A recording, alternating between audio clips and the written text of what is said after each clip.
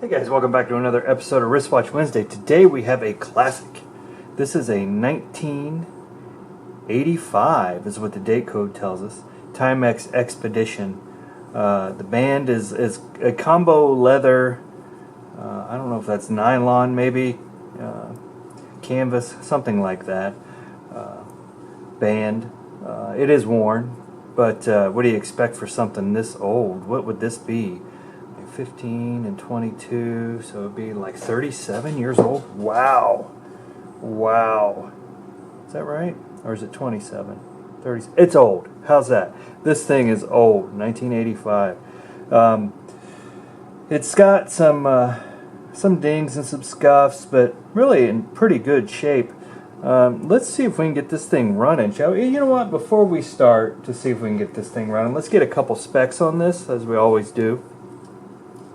Case size, we've got about 39. Lug to lug, we're about a 40. Lug width is about a 17 and a half or so. Let's go ahead and get a case thickness. And that's about 11. There's the details on it. This is I would say a little more unique Expedition in that it's all digital.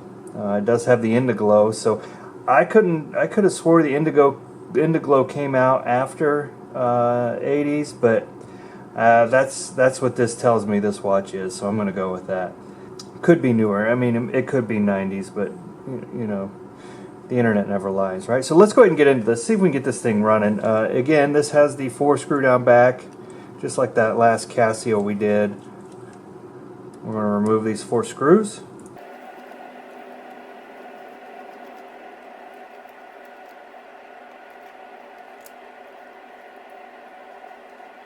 Looks like our gasket is sticking a little, so we're going to be careful not to rip that. We actually were successful at that, so we'll press that back in there so it does not get tore up. Oh, let's see what we got. Made in the Philippines. Unlatch to remove battery, and it has pointing to both sides here. Looks like we have some latches there. After battery insertion, short pads to reset. These two right here, it looks like you'd have to take a tweezer and just touch both pads. If we need to reset that, we will keep that in mind. So let's go ahead and see what we got under here. Sometimes this will tell us the battery on the back, and it looks like it did 2016. We can see it on the back of the case. So let's jump in here, see if we can get this unlatched.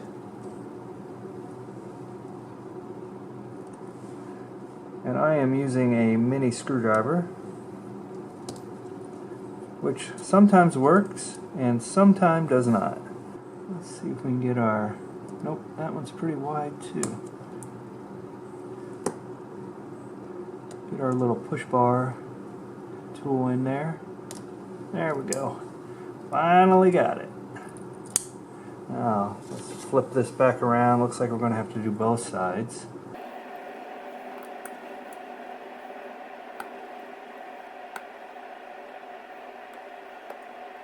Got it. There we go. And we'll peel that up like so. The battery's usually stuck to that sticker. We do indeed have a 2016. So let's grab a 2016 battery.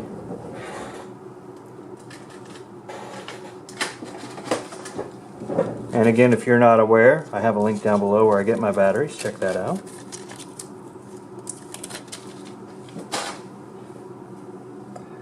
Go ahead and slide this new one in, and let's press down on the latches.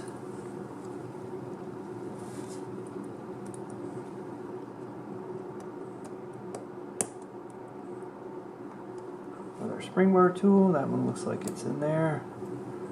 All right, and then we can pick up our cover. And looks like we lost a screw on the way, so we'll go back and pick that up.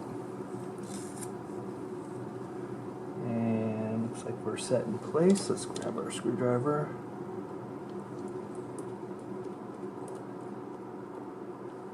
We have one there. Super tiny screws, be careful not to lose them.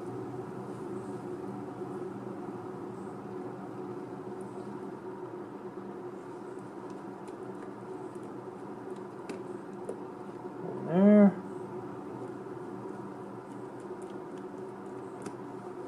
And then one remaining at the top. Now, you guys are calling, you're yelling into the TV or your phone or wherever you're watching this from. Say, hey, knucklehead, you didn't reset. Yeah, I didn't. So worst case, we'll have to go back and do this over again. But we don't need to. Look at that. I almost always never need to, so I guess I cheated a little. But let's just make sure these are down tight. But yeah, if you put a new battery in and it doesn't come back, you usually have to short those pads to get everything to reset. Get our old battery out of the way. And there we go. We are up and running. Let's check our Indiglo. It's hard to see. Looks like our Indiglo is not functioning. Isn't that a shame? What about our other buttons on here? Okay, we're in chrono mode, so let's check these buttons real quick. Let's do a start. 80s beep, that is something else. Let's do a stop. And then let's do a reset. We'll hold to reset. And we're back to 0. Okay, let's check our other modes. Looks like we got time, chrono, timer, alarm 1, alarm 2, alarm 3, and back to time. And this is our set button up here. Let's hold this in. Okay, looks like we're good. Okay, let's just do time 1. So which one do we need? We need time 2, time 1. Is this our select? Nope, that's our... So do we press set again? No. We hold set. And we do time 1. Do we mode? Yes, we mode to select. Okay, so now we go up or down. Let's say, let's go for 1 p.m. Let's do that again. I want to go for, let's go for 12:55. We're in AM. I don't know if you can see that A flashing right there. We go to PM, and then we hit our mode to go to minutes, and we go forward. I guess we could have gone backwards there. It would have been a little quicker, but that's all right. And we go 55. We go mode, and we're going to keep our seconds where they are. And then we're going to go day. Let's say it's Thursday. And then we're going to go month is 5. And then we're going to go day. And we hit mode to get to day. And we'll do 26. Again, could have went backwards there, but I guess I'm not very efficient today. And then we're going to choose 12-hour time, month and day, chime. We'll go ahead and set the chime off, beep off, and then we'll go back to set. There we go, we're all set. Only thing about this one appears Indiglo is not working. What a shame, what a shame. You know what? Why don't we, while we're here, right? We can just make this happen. Let's go ahead and take this back off. We're going to pull this out, and we're just going to make sure that button is just not crudded up.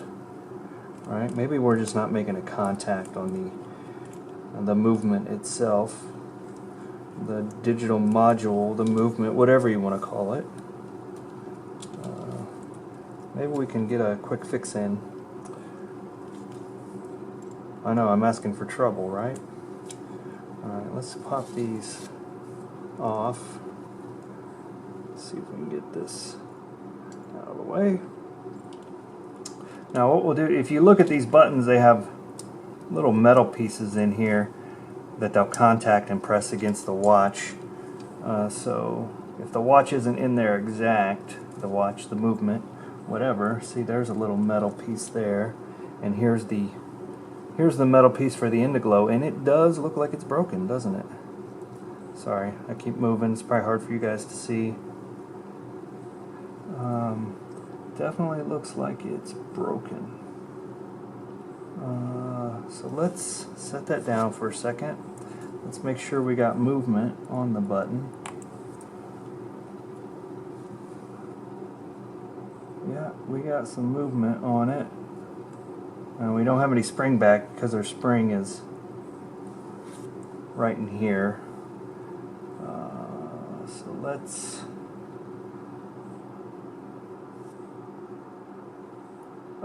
see, it keeps falling out. Okay guys, sorry for the busy background, but you knew I couldn't leave this alone. I think I figured out what's going on. This contact right here for this, the Indiglo, is supposed to pivot on a soldered joint right there where that soldered joint broke. So every time you push the button, it lifts up off the soldered joint, and it's never going to complete that circuit. So we're going to do something drastic. Let me see if I can find it. We're going to fold up a piece of paper, shove it in there, see if we can make it stay down on that soldered joint, because the problem is we can't get our soldering iron in there to solder it without taking the entire watch apart. I'm not sure I want to do that because it is fully functioning otherwise. So, I don't know, we'll see. Alright guys, like I said, you knew I couldn't leave it alone. We have our paper shoved in right here. It's going to be hard for you to see, but it's basically right there. So it's sitting on the pivot point. Now watch this. Bam, we have Indiglo. So I don't think I'm going to take it apart and resolder it. I think I'm just going to leave it like it is. And I just have to remember this next time I change that battery. But let's put it back together, test it out, make sure it all works. Alright guys, we've got this all back together. Here comes the test. Look at that, Indiglo functioning. Wow, and I guess if you have one of these old watches, especially one of these old digital ones that uses these buttons like this, you could go in and you could take the whole quartz digital movement apart, maybe resolder that, but you know, I'm not as young and agile as I used to be, so I think I'm just going to leave this as my fix for this old watch.